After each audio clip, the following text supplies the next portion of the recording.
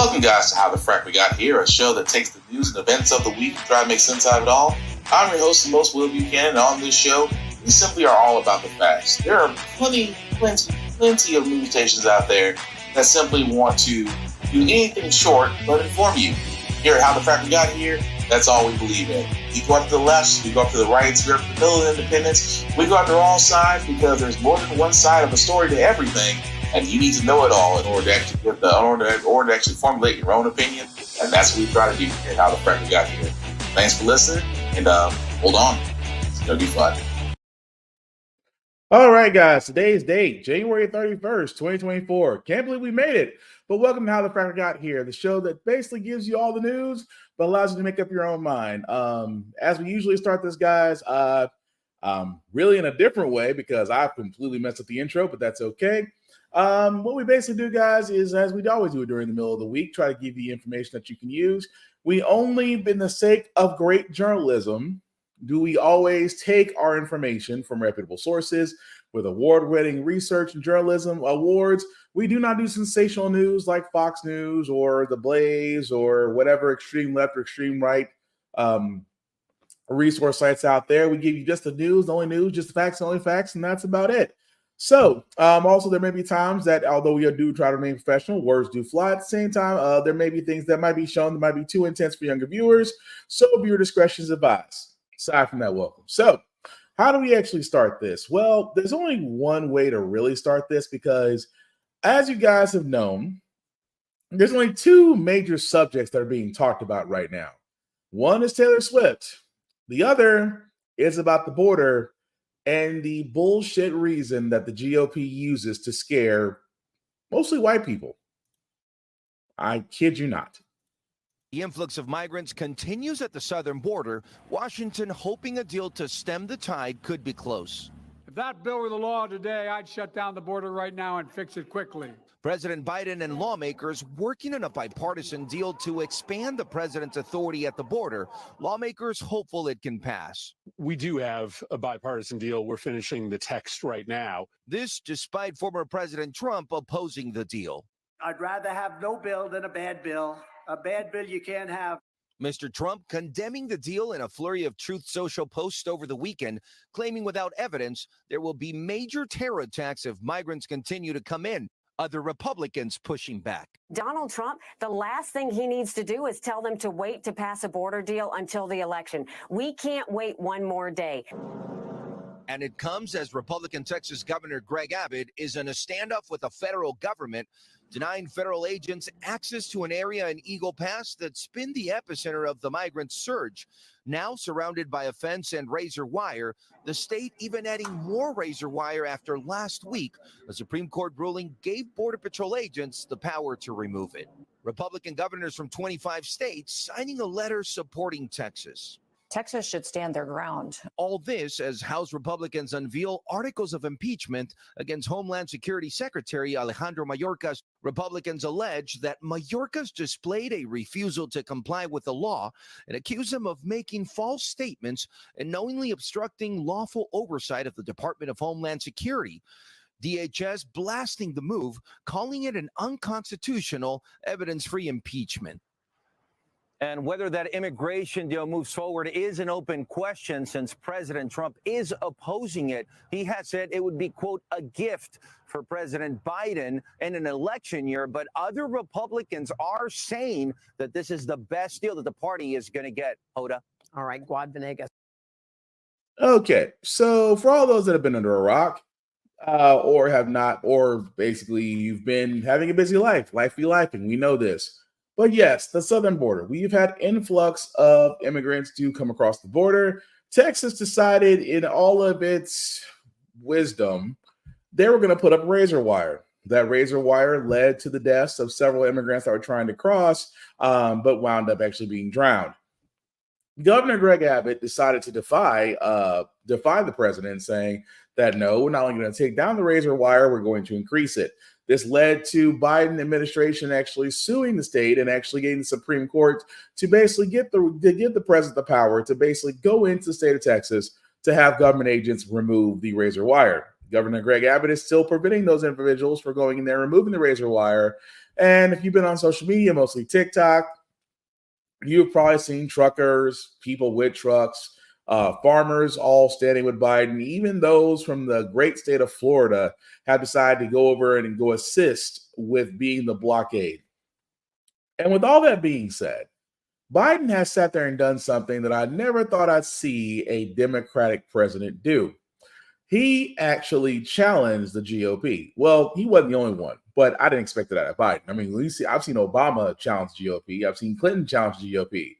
But Biden, in his first presidential term, challenged GOP because what has the GOP has always been saying? Oh, we got to do something about immigration. They're coming over the border. We need a wall put up. We need this. We need guards. We need razor wire. We need this. And it's kind of strange from a land of immigrants, from a land that was founded by immigrants, that you're going to tell immigrants that they can't come across the border. It's not like America is full. That being said, however, we are seeing the news that a lot of these conservative red states are actually busing or flying migrants to sanctuary states and cities where they are being overrun, New York being one of them, to where resources are quite thin. Again, they're basically crashing whatever infrastructure that they have to you to prove a point. But getting back to what Biden was saying, Biden was pretty much saying, basically, give me an immigration deal and I'll shut down the border. This is where the GOP does its best work, by simply doing nothing. Because if you guys haven't noticed, or if you've been listening to my podcast, which again, I thank you if you have, I have been saying that the GOP don't care. They don't care about anything except power and their own ideologies. They don't care about immigrants because, again, when Trump himself, which was the longest 4 years of presidency we ever had, when he was president, you heard not one iota about immigration being a problem. I mean, yeah, sure, you heard about the wall. Sure, you heard that certain parts of it was up, and that even though the parts of the wall that was put up, that they showed how easily the wall can be scaled, or the fact of the matter is that a lot of people realize immigrants are not just climbing the wall, they're taking flights.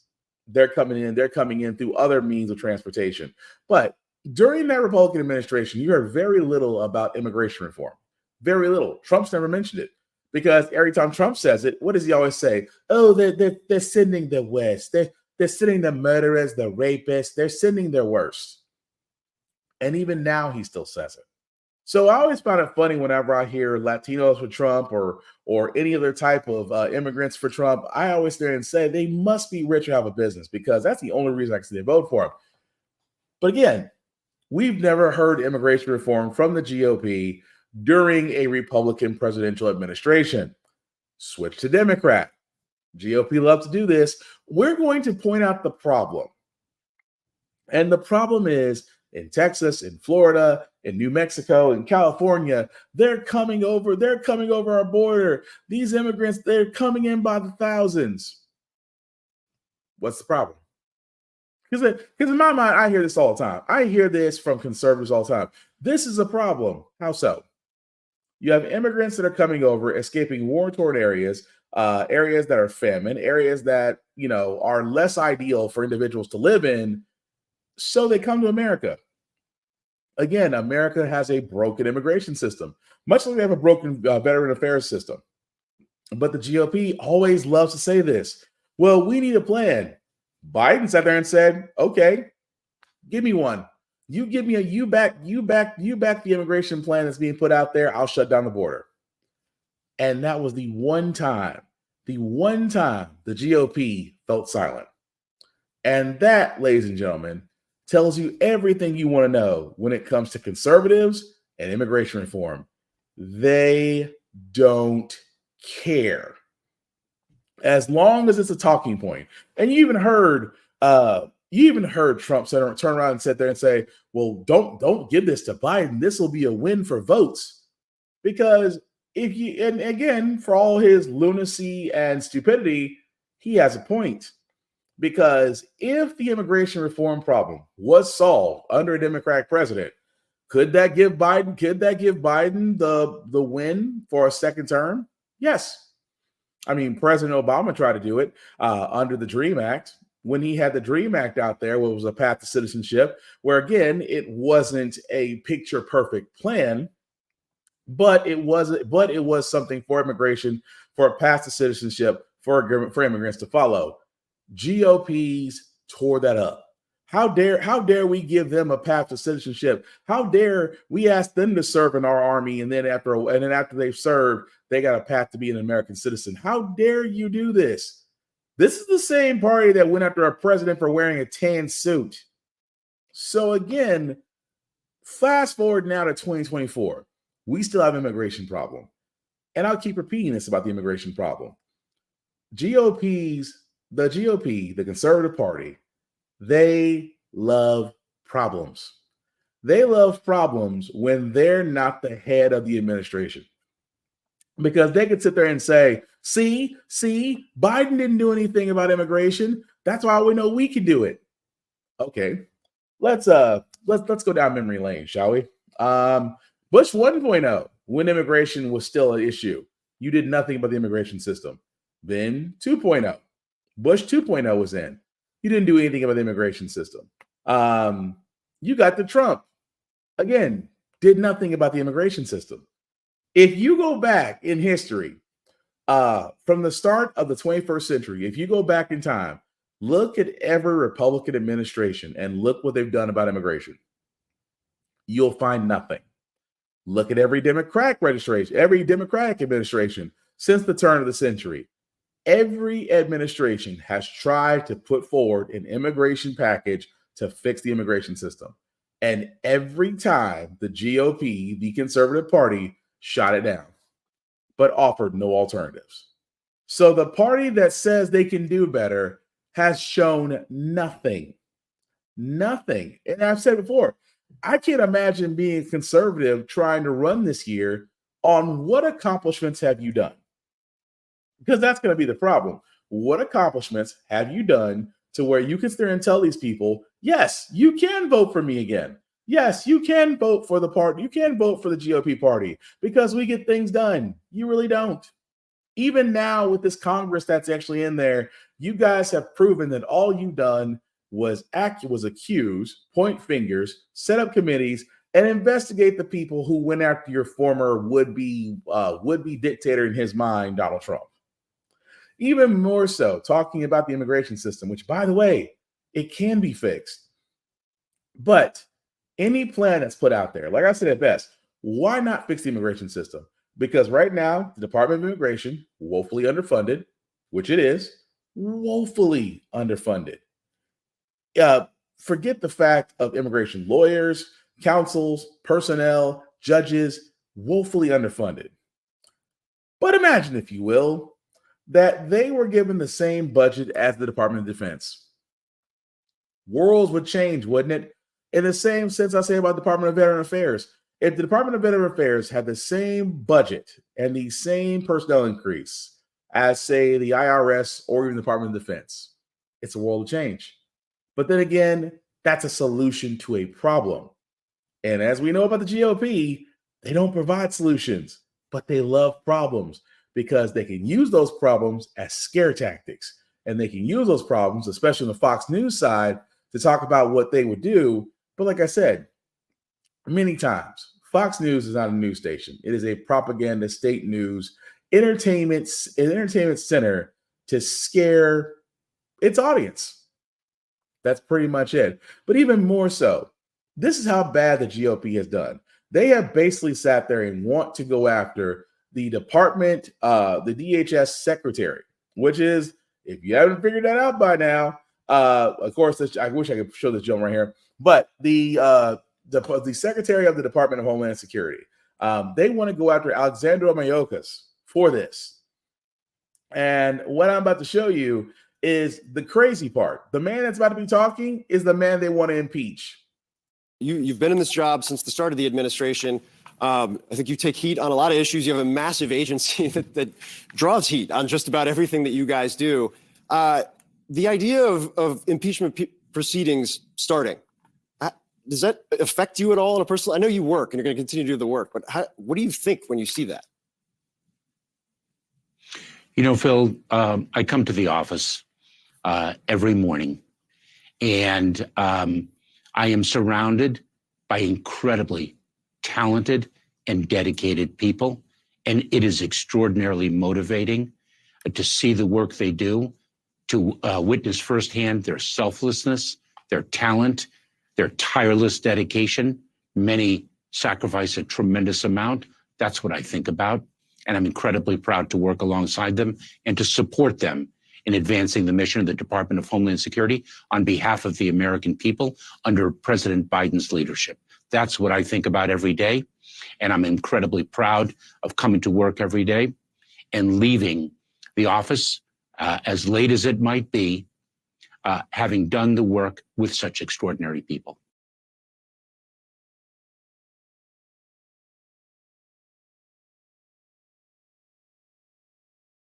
Sorry, that man right there that you just heard talking, that is the Secretary of the Department of Homeland Security. And the Republicans want to go after him. And they want to go after him because, number one, it's easy. It's easy clickbait.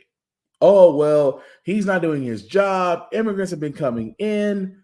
And keep in mind, it's the Department of Homeland Security, the office that Republicans installed. And sometimes I'm still trying to figure out why the Department of Homeland Security is around. I'm still trying to figure out why the Space Force is still around. You would think after Trump left, there's two things that should have been dismantled a long time ago, and it should have been those two departments. But I digress. They want to go after this man, impeach him for failure of his duties. And I'm just like, you set him up to fail. And even honestly, he's not failing because he sat there and said at the time of his installment that they do need personnel. They do need more funding. They need all these things to solve the immigration problem. And yet we've seen what happens in Congress right now, where you have a Republican-led House and a barely led Democratic Senate. And at the same time, you have a landlocked government. And the thing that's always mystified me is that when you have one party that controls one house, the other party controls the other house. If there's a deadlock situation, why does it never go to the people? Like, here's my thing, and I'm just going to throw this out there. Say, for instance, there is a bill that benefits the American people, and the House and the Senate approves it. It goes to the House denies it, goes back to the Senate, they approve it again, and it has to take a 2/3 majority to get over the House, to bypass the House, to go to the president's desk. Let's just say if it's deadlocked, why aren't the people actually used as a third person? And then why not expand on voting? Why? Because it's crazy. And again, if I'm alone in this branch, let me know. Politicians supposedly do a lot more voting on issues and passing laws, which we know half of that's true because look at the GOP getting paid for doing nothing. That being said, however, the fact that they vote on many issues and yet the American people are only called to vote once every election period for the president and another for the House of Representatives, and then locally also mix it in for local and state elections as well. Why not are the American people being brought in for voting? If we really want to show how effective voting is, then why not make in these deadlock situations the people be the third party? And at the same time, if the people are the third party and whatever they says goes, has to go straight to the president's desk. I think if that was an option, a lot of stuff would move forward. But I also believe that if nothing is getting handled, that anybody that works in Congress should be getting paid the minimum wage rate. Should. That's all I'm saying. But again, we should not be surprised about what's going on with the border because, again, GOP loves a problem. They'll keep making it a problem despite whoever comes up with a solution because it didn't come from them. But moving right along, guys, President Biden does got a lot on his plate, especially with the fact that 3 service members were attacked by an Iranian drone. And I was fearing this, but I guess if you're a chicken hawk or a warmonger, you're going to love the news. He's made a decision about how to respond to the deadly drone attack. The 3 U.S. service members killed have now been identified. As U.S. officials say, American personnel may have mistaken the enemy drone for one of their own. Again, this is a decision about how to respond to the deadly drone attack on a U.S. base in Jordan. President Biden says he holds Iran responsible. Yes. Mr. President, Iran responsible for the death of those 3 Americans. I do hold them responsible in the sense that they're supplying the weapons to the people who did it. You just heard President Biden there saying he holds Iran responsible. Foreign correspondent Marcus Moore joins me now from Jordan, along with senior White House correspondent Selena Wang and ABC News national security analyst Mick Mulroy for more on this. Selena, I want to start with you. The president there says he has decided how to respond. What else are you hearing there at the White House? Yeah, exactly. As we were all asking questions to the president before his departure to Florida, the key line there is that he has decided how to respond to that deadly attack, but he wouldn't say whether or not he holds Iran directly responsible, but he did say that they supply the weapons. Now, the White House has been clear that there is no easy solution here. The president wants to respond in a way that's forceful enough to stop these future attacks from these Iranian-backed groups, but not in a way that spreads this conflict. Now, a senior U.S. official tells ABC News that the president has some serious misgivings about directly attacking at Iran. U.S. officials tell me that this response could come in stages and multiple steps so that they can target multiple different areas. Now, look, the president here, he's been meeting with his national security team. Clearly, he's already made up his mind. The question is how far he's going to go, because the previous U.S. responses, they have not stopped these continued attacks. There have been more than 160 attacks on U.S. forces in the region. We expect the president will go further than before, but just how far is the big question. Well, I mean, the big question is, it's like, do we do sanctions or are we going to do retaliatory strikes? Let's be honest, it's probably going to be the latter. Again, America is a war profit machine. Do we need another war? We really don't. Keep in mind that, yes, we're still helping Ukraine. Yes, for some odd reason, we're still helping that country. Because if I say the country that we're talking about, then, Zuckerberg and everybody else will sit there and say that I'm inciting war, which I'm not. I'm only pointing out that between two certain countries in a certain region seem to always have this problem for ages, and yet we got dragged into it because one of those countries is unfortunately a welfare queen of the United States. So I think I said all that without actually tripping over any Zuckerberg landmines. But again, I feel like retaliatory strikes are going to happen, and I feel like we're going to be again in another theater of war. And it's like, and they wonder why they're having such a hard time with troop enlistments, even to the point to where the draft may be considered. People don't want to go to war. It really is the truth. Young people don't want to go to war because, well, we've seen what happened with Iraq and Afghanistan, and we don't want to repeat. But we shall see what Mr. Biden may consider. Like I said before, every GOP was like, "Oh, well, we need to send in the troops." You can't send in the troops like you're playing Army. But then again, what do you expect from chicken hawks? But sticking on Biden for a second, because guys, I have been saying this about Biden, especially because even though Biden is running again for the nomination, yes, there are people on the Democratic side that are still running for the Democratic nomination, but I've always said this about Biden. He is going to have a hard time with minority voters. Even more so, this article here, guys, where he's traveling to South Carolina. Representative Jim Clyburn is a Democrat in South Carolina. Now, of course, because of Representative Clyburn and a lot of other individuals there helped South Carolina basically give their votes to President Biden. The problem is, this is the second go-around.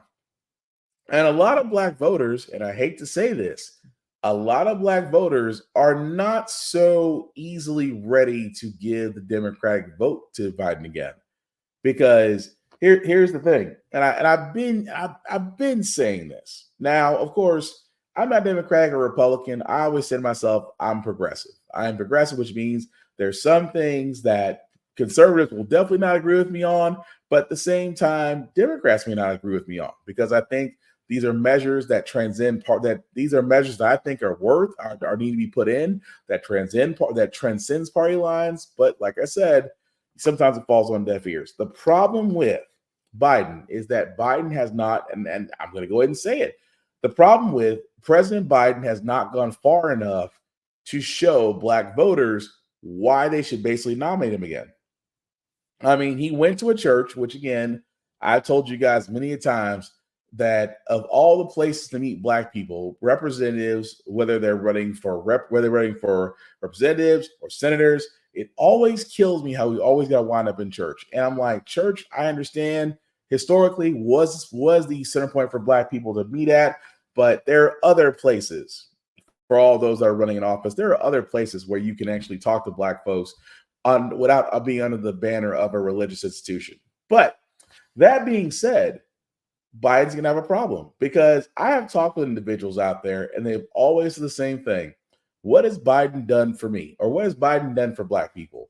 Because that's where voters are going to say. And some people sit there and say, well, I don't understand. Where I'm like, oh, I completely get where they're coming from. Because you have a lot of eligible voters out there that are disenfranchised, dismayed. They have low wages. Everything's higher.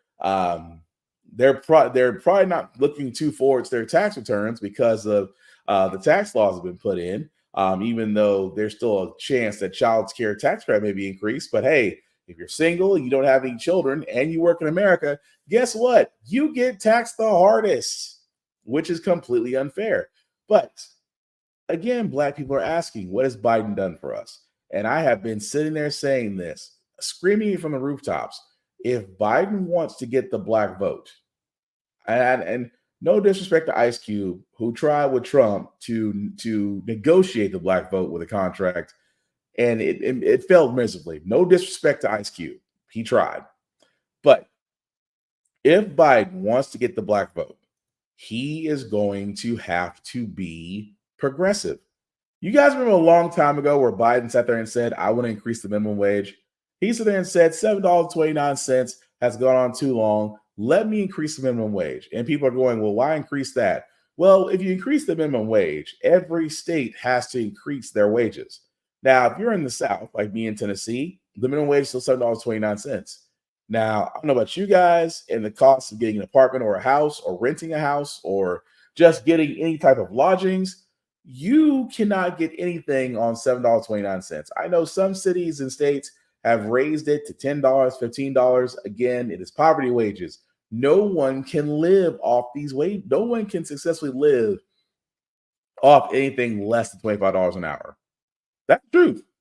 At the same time, Biden has a golden opportunity right now to be progressive. I want to increase the minimum wage, but let's increase the minimum wage to meet today's standards and inflation, meet the rate of inflation, which means that the minimum wage the minimum wage at the moment would be somewhere between $27 to $29 an hour, give or take. But think about that. If the minimum wage in America was 28, well, let's just say the minimum wage in America was $28 an hour. That means every job has to start off with $20 an hour. That means people get paid more. Well, what about the widow? And I can hear the conservatives now. Oh, Will, what about the small businesses that now they're going to have to increase their prices, or they're just going to have to close their doors and lose jobs? No, they won't. Because I've always said this. That's the scare tactic. If you increase the wages on workers, they always talk about companies will shut down, loss of jobs. Yet companies right now have the biggest tax breaks outside of rich people. Companies do, because we've seen what they did with the PPP program. Almost $780 billion was loaned out. Only 767 was recovered. Only 767 was forgiven. So they're gonna be all right. But look at the American people. Like I said, going back to black voters do come from these areas that are low income. They do come from these areas where there was a lack of financial literacy. They do come from these areas where education was not as equal as to other areas that actually had more funding. At the same time, you're going to these people and saying, hey, vote for me.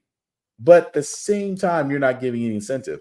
Again, raising the minimum wage, codifying Roe versus Wade, actually ensuring that women have rights to their bodies. You may never get Roe versus Wade back, but you can codify abortion and make it legal. You can also, and I'm saying this with all the sincerity in the world, and I say this once and I'll say it again, the president that gets marijuana legalized and taxed is the individual that'll be president.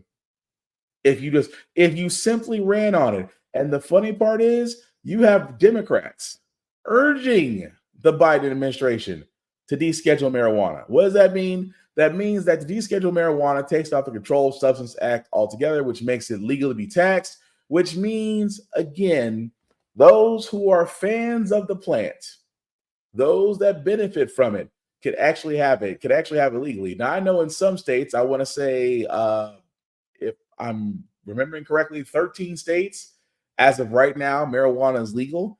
And those 13 states don't have money problems. I always use Denver, Colorado as a shining example, because once Colorado became legal to smoke weed, their revenue streams went out the window. Companies developed out of nowhere. Jobs opened up out of nowhere. At the same time, they had to decriminalize it, which means that, guess what? Especially if you're here in the South and you're here and you're in jail on marijuana charges, you could walk free. Or if you're getting tested, marijuana cannot be included on the illegal substance list unless you are operating, which they did say, unless you're going to be in a highly sensitive area, which causes to have precognitive focus, would be the only reason they would test for marijuana if this passed. But again, a shining example of what you can do for American people. You can sit there and say, you've made marijuana legal. You can sit there and say, I've increased the minimum wage. You can sit there and say, let me do the things for Black people. I know a lot of people say, well, that just sounds like Obama. I said, Obama didn't try. Obama was doing his best with a Congress that was against him. For a lot of people that don't remember, when President Obama got elected, he did not have a Congress behind him. He had a wall of red conservatives, and Mitch McConnell saying on the day of his inauguration that they will make sure that President Obama is a one-term president. Could you imagine historically being the first Black president of the United States and a white man is sitting there telling the American people, we're going to make sure you're a one-term president? What can a man do with that? Even honestly, that with being said, he still accomplished what he accomplished, which I still thought was amazing. But going back to Biden, could he do it? Yes, he could. But he has to put in incentives for minorities. Like, again, he could actually turn around and say about government grants for minorities. You could turn around and do the thing that Trump was supposed to do for HBCUs, ensure that they do get the funding that they need. You could, again, help out with literacy for areas of low income, increasing literacy, removing food deserts, actually doing government grants for farming, specifically located for Black farmers. You could literally, and this is why I keep saying, guys, the entire time when it comes to Biden, the ability he has there to sit there and literally go on a full-on progressive campaign is there. Whether he chooses to do that or not will depend on whether or not he gets the Black vote, because no offense to Mr. Obama, let that man have his vacation. He did his 8 years. Of course, they'll probably in some way or form try to bring him back to get attention to the base, which means him and Michelle. It's almost like we love the Obamas, but let them go. They've done their job. You can't keep asking Michelle. You can't keep asking Barack to come back in and save your party when you're really too chicken shit to do what you should have done in the first place. Be progressive and watch what happens. But speaking of things that I never thought I would call, because again, the albatross, as I call him, to Biden's administration, or I should say the main reason why he is no longer progressive, but very middle of the road as a modern Democrat, Senator Joe Manchin says that he might think about running for presidency because, again, of Biden's age and the fact that not too many people like Trump, and because he's running as an independent. Keep in mind about Joe Manchin, for all those that don't remember, this is the same man that voted not to codify Roe versus Wade. It's the same man that voted down the Voting Rights Act. It's the same man that voted down on the Build Back America plan. It's the same man that voted down multiple stimulus checks to the American people because he believed it would cost too much. He also helped depower the EPA because he's actually from West Virginia, West Virginia is a coal mining state. And of course, coal mining is a beyond dead business. But because Joe Manchin sits on a board for a coal mining business, and yet no one sees this as conflict of interest, decided to help himself. This is the same man that is considering running for office as an independent because he does not see himself as a Democrat, obviously. He doesn't see himself as a Republican, even though he is a Democrat in a Republican-controlled state. I'm sorry. Joe Manchin, to me, like I said, is the albatross to the Biden administration when he tried to actually do an open progressive platform. And of course, him and Kristen Sinema killed it single-handedly. But we shall see if Manchin runs or not, because honestly, I think he's full of shit. But you guys, like I said before, getting back to what I talked about at the beginning of the show, I said that two things were going on this week. That, well, one was Taylor Swift, and of course, the one was the border. Now, you're probably wondering, well, you don't really seem like a Swiftie. I got nothing against Taylor Swift. You know, she's America's sweetheart. Seems to be making a lot of hit songs. Touring has done very well, and is apparently dating Travis Kelce of the Kansas City Chiefs. All that is irrelevant because for an individual who is a singer, who is simply trying to support her boyfriend, even though Simone Biles and her husband don't get that same type of shine, but I digress. You'd be surprised how the GOP is acting, because you would think, okay, it's a celebrity couple. Why do I care? The GOP does. Now that Taylor Swift's boyfriend is going to the Super Bowl, right-wing media is really worried about the impact of one in particular. Now there's an online plea circulating that is begging people to become Niners fans for the next 2 weeks, just so it doesn't raise Travis Kelce, a.k.a. Mr. Pfizer's star power, along with, of course, Taylor Swift. That's persuadable power. And this administration is locked dead set on harnessing that. But why alienate your fans, the Swifties? You know, they come across from every political ideology. Why put yourself in one area? Please don't believe everything Taylor Swift says. We're all begging you. So when it comes to some people losing their minds over the pop star, Vivek takes the cake. Ramaswamy says that the NFL is rigging the Super Bowl to give Taylor Swift more airtime ahead of her endorsement of Joe Biden. Jamel Hill is a contributing writer for The Atlantic, and she joins me now. Jamel, that is quite a conspiracy, I have to say.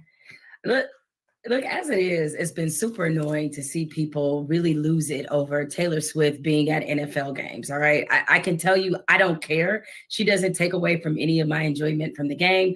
But a lot of people have been complaining, a lot of hardcore football fans who melt down for the 15 seconds that she's seen on camera.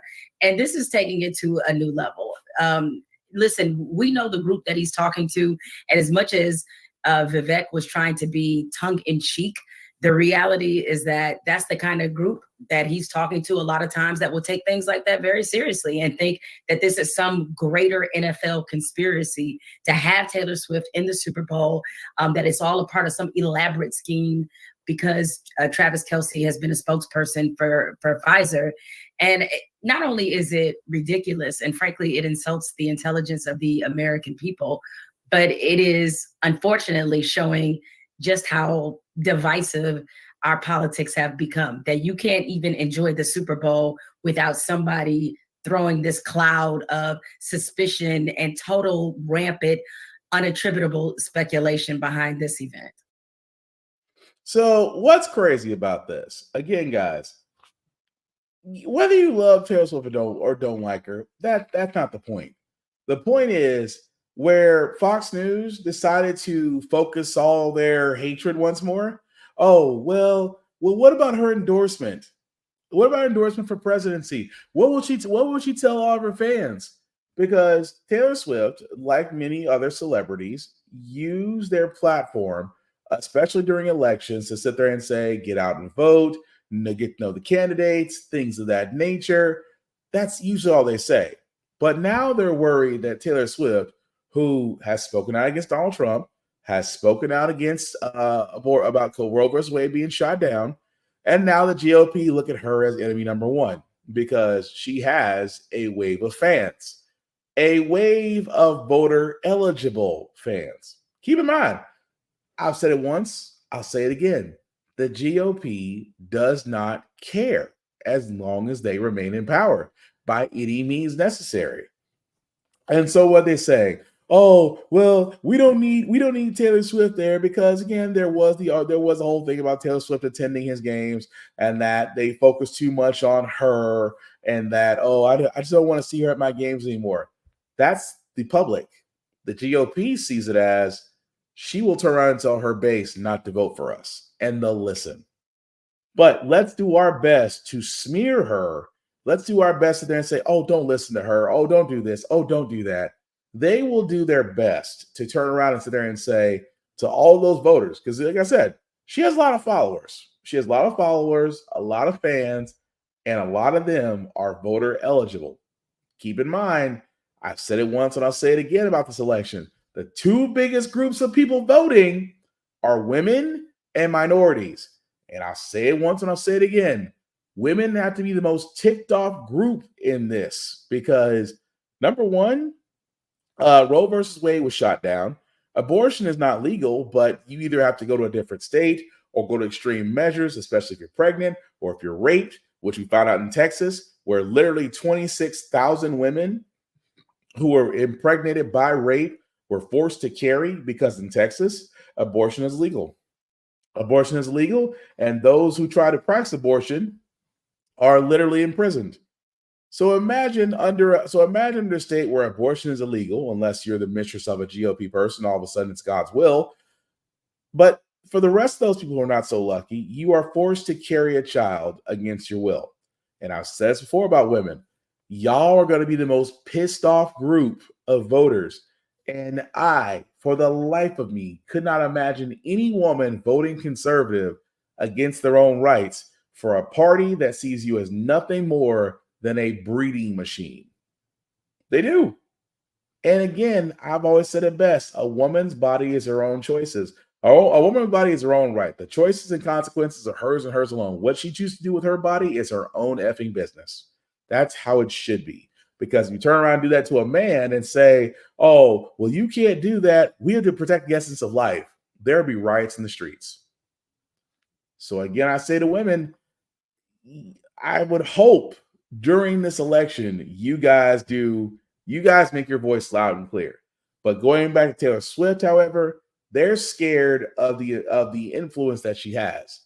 And any influence that is not on the GOP is literally seen as a threat, regardless of whether they have a football or not. But again, I don't see Simone Biles and her husband get the same love. But moving right along, guys. Another story that just came out of New York about two men who basically were terrorists. But again, when you hear the details of the story, you're going to wonder how nobody knew about it.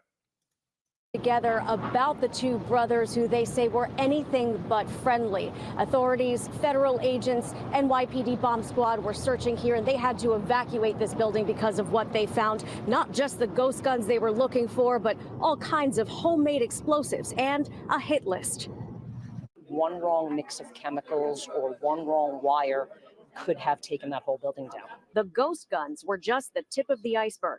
The search warrant carried out at the Astoria apartment uncovered these homemade explosive devices, some of them in the same container.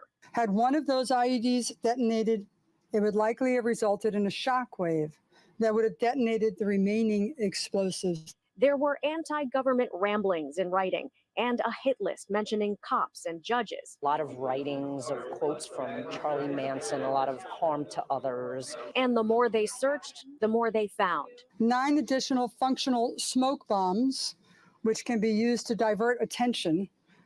1 partially constructed AK-47 style ghost gun, over 600 rounds of ammunition, 1 3D printer. Neighbors looked out the window on the freezing cold morning of January 17th, seeing Homeland Security and NYPD investigators who would evacuate the building as they searched the second-floor apartment. There's a disconnect. Shailene Heffernan says the family downstairs, including the brothers Andrew and Angelo Hatziagelis, who have now been indicted on 130 charges, seemed bitter, angry, and rude. It just goes to show you what kind of headspace they're in and how I couldn't interact or engage with them. Authorities say their ideology was extreme anti-government, a combination of far left and far right, and as of now not connected to any known networks. But they do represent a type of threat becoming more common.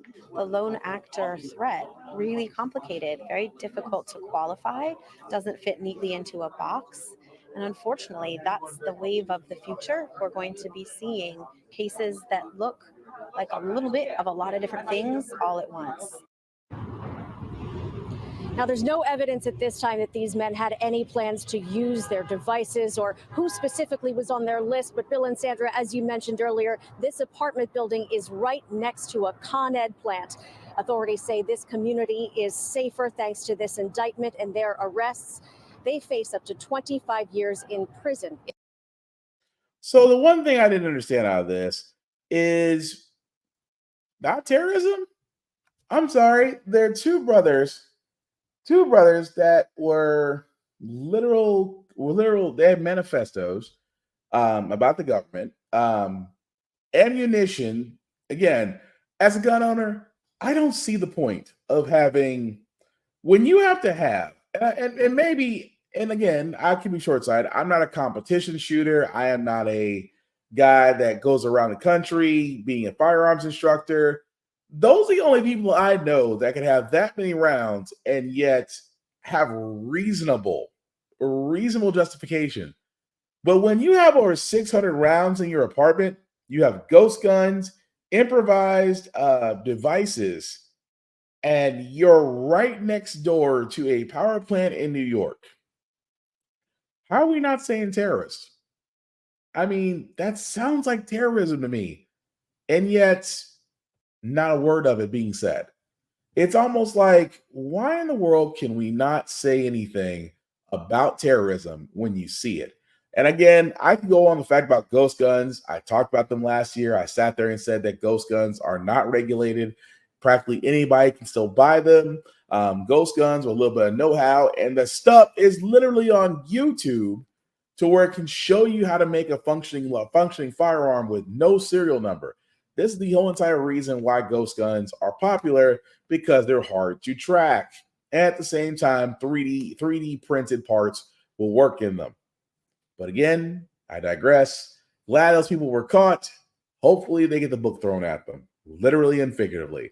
But we're going to switch to Trump for a second, guys, just because, well, Trump is fighting a lot of things, specifically the ballots. I talked about this story, guys, a couple podcasts back, because Colorado was doing it. The Colorado Supreme Court took Trump off their ballot, so he can't qualify to run for president in their state.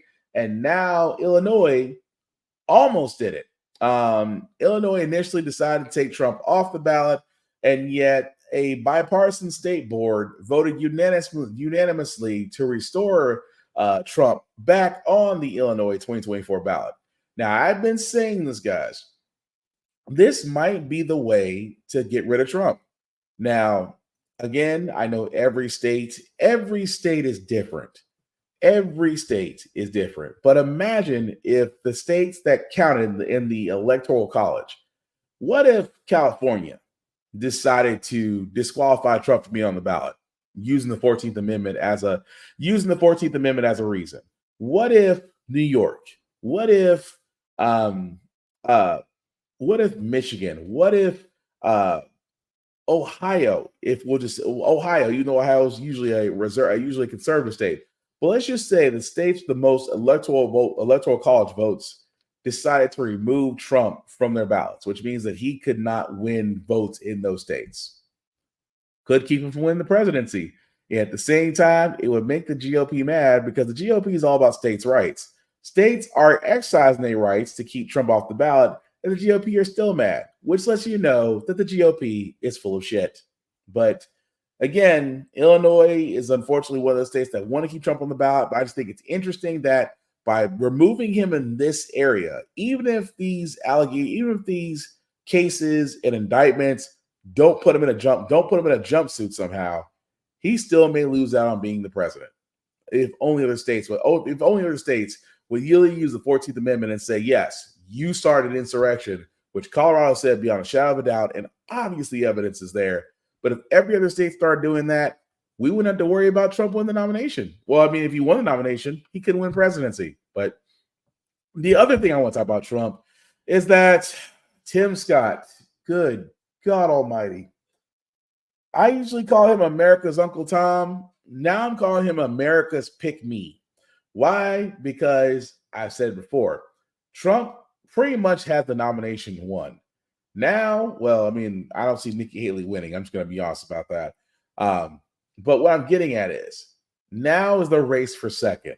And if you guys haven't noticed, Tim Scott, who tried to sit there and say Trump was unqualified, has a complete 180 and is wanting to be the VP so hard that he is going around basically playing I hate to say it, but it's the best way I can say it. He's basically playing Trump's new black friend. He's a new Kanye, just less crazy.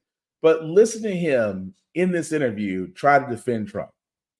Carolina Senator Tim Scott was standing with Trump as he declared victory in New Hampshire on Tuesday. And Senator Scott joins us now. Thank you so much for being here. Yes, ma'am.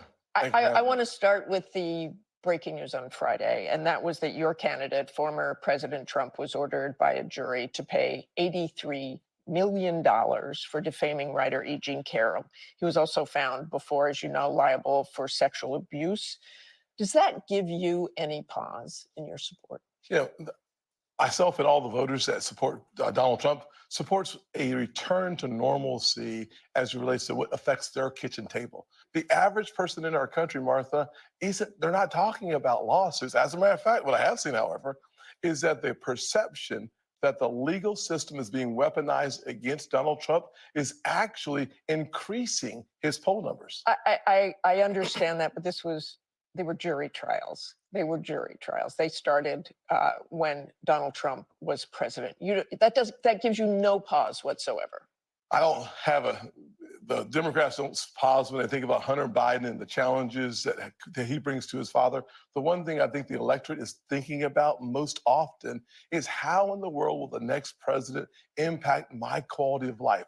How will America regain its standing in this world? They were better off under Trump, and they're looking for 4 more years of low inflation, low crime, low unemployment, and high enthusiasm for our country. We haven't had that in the last 4 years. I spoke to a lot of voters this week, and I do want to go back to Tuesday night and even before that. Donald Trump had an incredibly strong victory in Iowa. Of course, New Hampshire, a double-digit lead. He is clearly the front runner, but those are just 2 states. Yes. And you just heard about Nikki Haley's fundraising ability. Yes. Why should she drop out? Well, there's 2 things for sure. Number one, Donald Trump gets more earned media, probably $1 billion already, because of who he is and what's going on around him. Number one. Number two, I think he was outspent in Iowa and New Hampshire by his opponents. One thing we know for sure, as this race turns to South Carolina, that the enthusiasm in South Carolina for the former president has never been higher. I've seen polls that suggest he's up by 20 points. I'd make a prediction that he wins by more than 20% in South Carolina. But yes, there's only been two competitions so far. Here's what I'll tell you. My theory is a simple one. When I dropped out of the race in November, it was because the writing was clear on the wall then. It is now more clear that what Republicans, conservatives, and a lot of independents want today is 4 more years of Donald Trump. Trump showed weakness among independents, however, a group that he would need if he tries to win in November. Nikki Haley won 60% of self-identified independents in the state. How does he win over those voters? Well, the numbers coming out of New Hampshire are really impressive. I'm not an analyst. You're an expert at this, Martha. But I will say one of the things I found to be surprising and positive is that amongst millennial voters, President Trump won 58 to 38. There was a 20-point gap among young voters, among women voters in New Hampshire, where liberals, Democrats, and independents voted in the Republican primary. President Trump beat Nikki Haley among women. So when I think about the fact that African Americans at the highest level in my lifetime is looking at a Republican over 20%, Hispanics over 40%. This is a good time to be running as a Republican. Okay, I want to stop you there. Yes, we all want to stop you there. In the words of Professor Cornel West, Tim Scott, how much are they paying you? It's not enough. But then again, I don't like as much as I joke about this, guys, as much as I joke, it's a pick me situation. Tim Scott is basically saying, "Oh, pick me. I'll be your VP." Because I said this before, guys. The GOP needs minority faces. Tim Scott's the only black person. Tim Scott is the only black senator in the GOP. He is. So of course, him, going to bat for Trump, going on different networks saying, "Oh, well, this, that, and the other," BSing his way through facts and numbers. He is basically saying to Trump, "Pick me, I'll be your Negro. You did it for Kanye. Why not me?" And the rest of us are just simply going, if this ain't the biggest Sambo minstrel show shit I have ever seen, because it is, that a man will sit there and say he wants to be a VP so bad that he'll go out here and campaign. And like I usually say, for a lot of these brands that you never see commercials for, but you always see people advertising, that's Tim Scott right now. He's basically going out there because Donald Trump is saying, "Oh, well, when he was in South Carolina, let me bring up a great man, Tim Scott." And Tim Scott kissed his ass so much, I'm surprised he didn't pull back Orange Dye. But again, he's a pick me now. Uncle Tom wants to be a pick me for VP, and it will willing to go to great lengths. While Nikki Haley is struggling with civics, Ron DeSantis has figured out that you are definitely dictator material, just not presidential material. But then again, those are the GOP's choices. That alone should tell you everything you want to know. But stories, guys, we got to get to before we get to our feel good segment. This guy, White Lives Matter member, gets 18 years for firebombing church that planned drag events because the church itself he considered demonic for planning an LGBTQ plus event. And I am in Penny is the guy's name, and said he based on the FBI, quote unquote, he would have felt better if his Molotov cocktails had burned an LGBTQ friendly church to the ground. And this is why I say about dangerous rhetoric, guys. I say this about rhetoric with these terrorists because what was GOP saying the whole entire time when they were attacking drag queens? A drag queen story time hour. Oh, we don't want our children subjected to this. We don't want our children sexualized to this. Meanwhile, the GOP has a hard time keeping their pants on with lovers, LGBTQ members, or all the above. And you have fools like this one, a part of the White Lives Matter group, that decided that he was going to bomb a church and got 18 years in prison. He did not apologize, but said that he was protecting children. Here's my thing about drag queens. I've never seen a drag queen bomb a church. I've never seen a drag queen take a child. I've never seen a drag queen denounce anything that was positive and upbeat. I've never seen drag queen burn books. I've never seen a drag queen decide to remove books from a library. I've never seen a drag queen decided that books that were written by people of color and by LGBTQ plus members don't belong in a library. I've never seen an LGBTQ person put in a law that says you can't talk about same-sex relationships and marriages from K through 12. I've never seen an LGBTQ person do any of these things. They're usually done by very, very disturbed nationalists and would-be twisted religious folks. Even now, the story I just read was a guy who literally said he's protecting children. You're protecting children by bombing a church. And for a lot of us, that should hit quite home because of that. But again, drag queens are the problem. Right. Last one I got, guys, before we get to our Feel Good News segment, UPS. You guys know that, over the summer last year and a little bit into the fall area, UPS almost had a strike. Thankfully, avoided it. And of course, the drivers did get paid, and hopefully air-conditioned trucks. Now, UPS is citing to cut 12,000 jobs because they're saying that the demands have softened and that higher costs. Now, here's what we're talking about this. That the union jobs that actually fought for higher pay and benefits, things of that nature, none of those jobs are affected. This is actually going more toward the contractor and third-party jobs. For a lot of logistical companies, they do imply third-party drivers and contractors, which basically they still do work for UPS, but they go through the intermediary. Those are the guys those are the people they're talking about. Their jobs are going to be cut. None of the union jobs are going to be cut. But it's not being said. For a lot of areas, Fox News being one of them, they're not saying that the union jobs are not being affected. They're just leaving out there saying, well, they got their raises. So now that they got their raises, now the job's being cut, where they're not being completely honest about which jobs are being cut.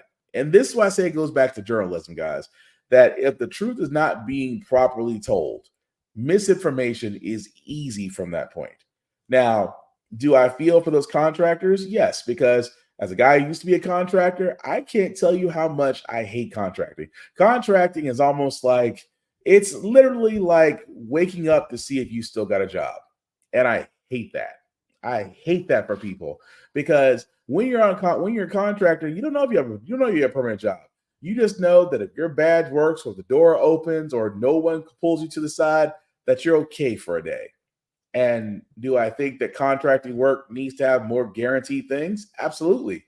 But again, that's another argument for another day.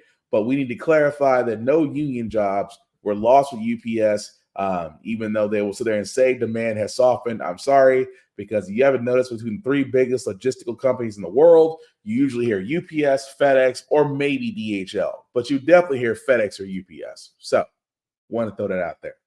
But we're going to go ahead and move on to our feel good segment, guys. It's usually on How the Frack We Got Here. We usually cover a lot of things that are doom and gloom. Sometimes they can use your faith in humanity. But hey, it's Wednesday. It's hump day. Tomorrow's Friday, which is Thursday.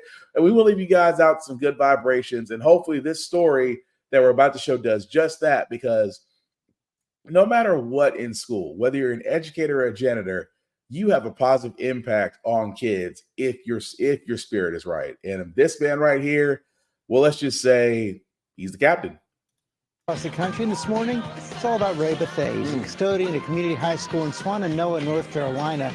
But to the students and teachers there, he is so much more. Ike Ajachi's there for a big surprise. Good morning, Ike. Good morning. Listen, Captain Ray is just behind this door. He has no idea what's going on. He thinks he's in an important meeting with the vice principal, but of course, we got some tricks up our sleeve. Let's go get him. Captain Ray, my man, how you doing? Good, how we doing? I'm all right. I'm Ike Ajachi with Good Morning America. You're live on air with the rest of the country right now. Why don't you say hello? Hello. Mr. Robinson, can we borrow him real quick? Absolutely. All right, come on out here. Captain Ray, nice to meet you. Listen, you've been a head custodian here for over a decade. Everyone says that you helped make this building feel so much more than a school. The people say that when they come in here, it feels like home. Feels so much like home. So today is all about you. And before we go in there, you might need this real quick. Come here.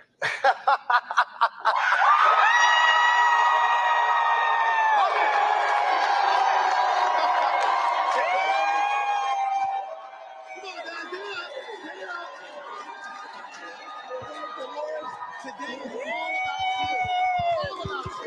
We have students,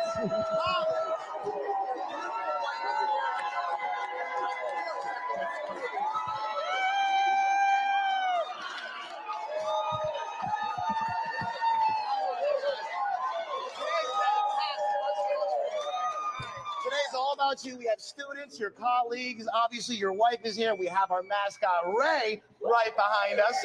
Everybody in here knows how much of a ray of sunshine you are. It's time for America to take a look, too.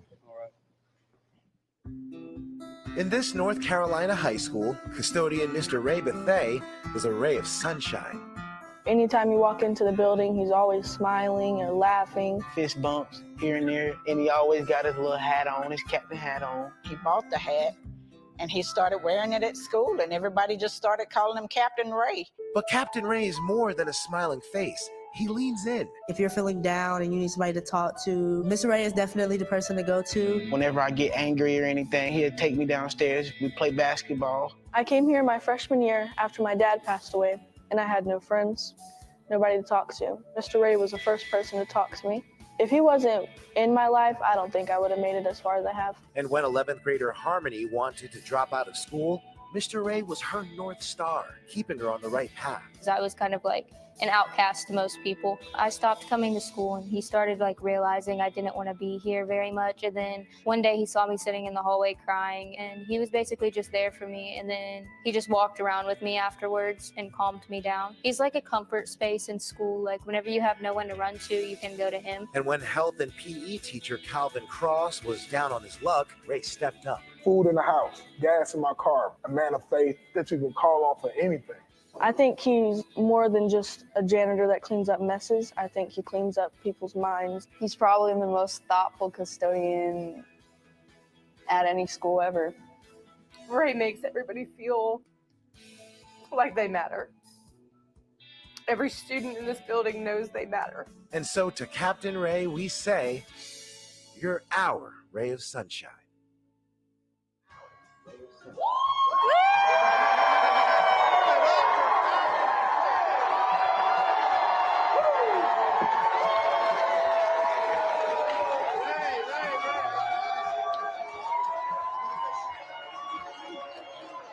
Every single person here came out for you. How do you feel right now?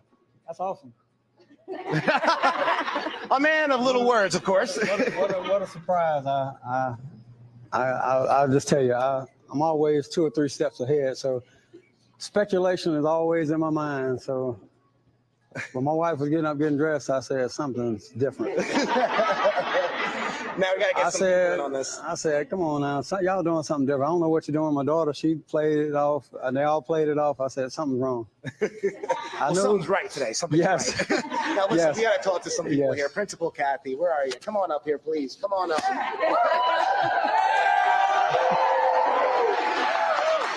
gotta ask you, what kind of difference does it make to have someone like Captain Ray working inside your building?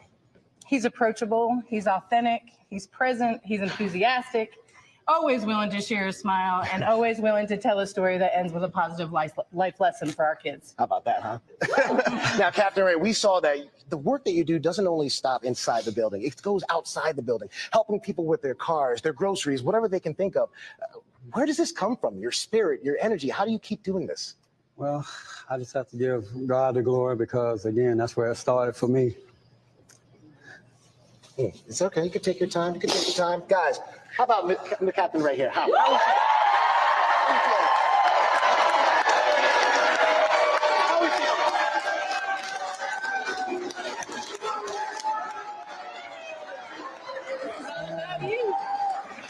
Now, Captain, there is so much love for you inside this room. I know you can feel it. We all can, obviously. We have a little surprise for you, okay? I'm getting a little excited right now. I almost want to dance on the ceiling. Hit that music right now! Now, we found out how much of a Lionel Richie fan you are. That's why we are sending you and your wife to go see him live in concert in Las Vegas, guys. Woo! Listen.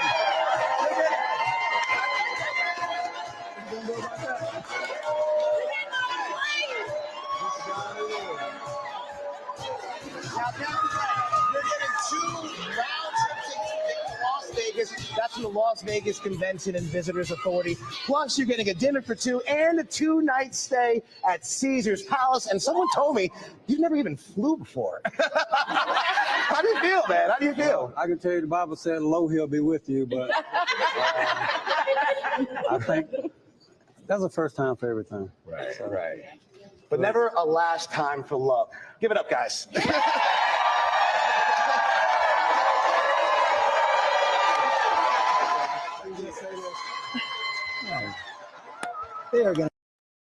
Yeah, I thought that was pretty cool because, again, whether, like I said, whether you're an educator or a custodian, if you have an impact on people, it shows. And of course, that band right there, Captain Ray, definitely enjoys it. Hopefully, it's a safe flight to go see Lionel Richie. But still, you gotta love. When you do good, you do good. People, put good out in the universe comes back to you, so they say. But anyway, that's gonna do it for this podcast, guys. Thank you all for watching, for liking, for letting people know this is live. I certainly appreciate that. Some shameless plugging before we do get here, guys. Shout out to Vaughn and Big VZA Dot. You can definitely check him out, Big VZA Dot, on all social media for beats and his beat page on YouTube.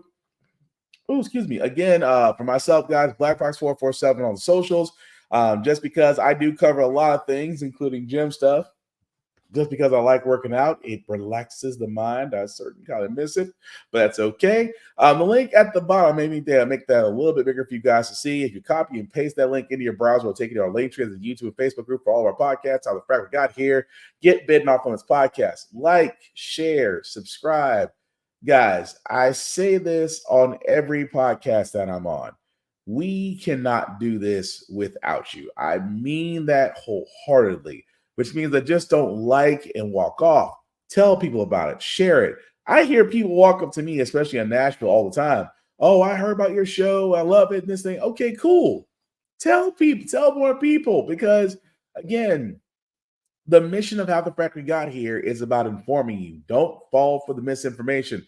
Really go out there. Really get to know your city. Get to know your town. Get to know what's going on, the ins and outs. Because trust me, once you do find out those things are going on, you will not be the same. You will be better for it. And as we wrap this up, guys, but before we wrap this up, I want to talk about Blur Station. Again, I am a part of a collective that is a part of a new engine called BlurStation.com. And it's for people of color. It is for blurs and for nerds. Because if you like comics, we got those. If you like shows with movies, we got those. If you like certain catchy things of a blurred nature, they're there too. You can definitely check them out at blurstation.com. Again, if you guys want to join, do me a favor, please go to the Join Now button. And then once there, select the Blurred's Eye View Affinity membership. Select any member there. We all benefit, guys. It definitely helps us out. And of course, it's $10.99 a month. Yes, $10.99 a month. You can still watch streaming services and still order food. I don't know about you, but that's a plus. At the same time, guys, with the Affinity membership, it's 36 months. After those 36 months of paying $10.99 a month, you're getting something that very rarely gets handed unless you go through E-Trade or Fidelity Investments. You get to own shares of Blur Station. Yes, after 36 months at $10.99 versus what, Amazon, Hulu, Netflix, Prime, going through E-Trade or whatever your investment place is, paying an assload amount of money just for one or two shares. Where, I'm sorry, 36 months at $10.99 seems a lot better to me. And again, it's for the culture. So definitely check out BlurStation.com. Again, check out the Blur's Eye View Affinity membership. Help us. Because again, if a lot of people are sitting there saying, well, there's not a lot of content there. Well, I can answer that, fancy pants.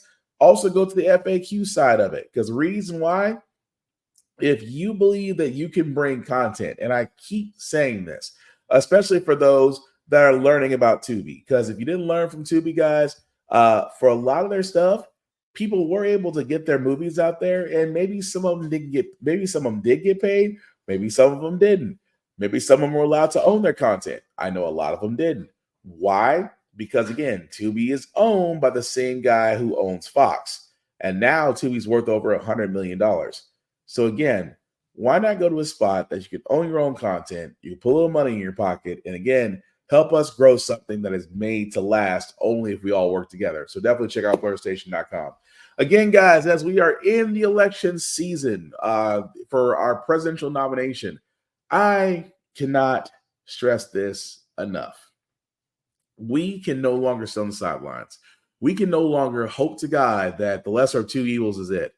We are not a two-party system. We're actually a multi-party system. At the same time, guys, if you don't like the choices, there are plenty of sites out there that'll help you figure out how you can run, not just from a federal standpoint, but also for your local areas, for your local and state governments. Get to know those folks, get to know the candidates, get to know the issues. Again, if you don't like what's going on or don't like your choices, then run. Be active, be informed. That is how we can change into a more progressive society, which when we're progressive, we do move forward. And that's the whole point of How the Frack We Got Here. Because again, it's all about information. We do our best to give you our information without bias from reputable sources, but we do provide a logical perspective that goes along with it. We do better in society once we're informed. We're progressive. We move forward. We try to right the wrongs of our past for making decisions now that we should have done back then.